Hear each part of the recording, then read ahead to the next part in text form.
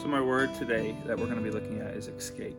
And for us to really define this word, for us to look at it from the same point of view, we're going to get this definition. And this is what we're going to go off of.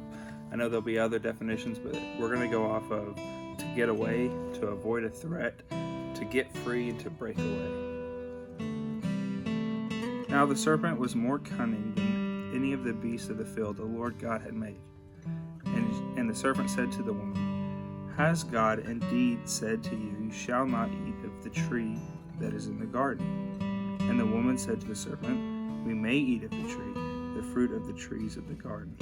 But the fruit of the tree that was in the midst of the garden, God has said, you shall not eat it, nor shall you touch it, lest you surely die." Then the serpent said to the woman, "You will not surely die, for God knows that you will eat the fruit, and your eyes will be opened, and you will be like God, knowing good and evil." So the woman saw that the fruit was good for food, and she was pleased to the eye, and a tree desirable to make one wise. She took the fruit, and she ate. She also gave to her husband with her, and he ate. Then the eyes of both of them were opened, and they knew that they were naked, and they sewed a fig leaf together, made themselves coverings. Now they heard the sound of God walking in the garden in the cool of the day, and Adam and his wife hid themselves from the presence of the Lord God among the trees in the garden.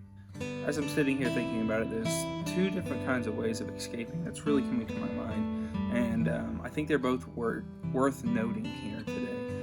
The kind that we spoke of as Adam and Eve, as they hid from God, the kind where we hide from God, we escape from God and the things that He has for us. And then there's the other kind that we really need to be aware of also. Here we see it in Genesis 39, verse 10, talking about Joseph here. "And she spoke to Joseph day after day.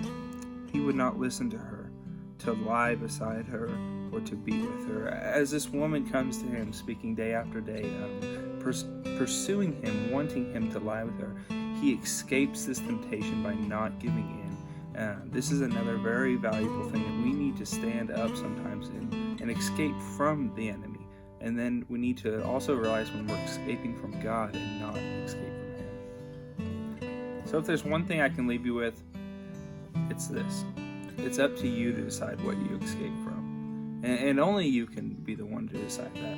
There'll be times where you're tempted by the devil, and you can escape. And then there'll be times where you're tempted not to listen to God. You'll be tempted to escape from Him, but it's up to you to decide.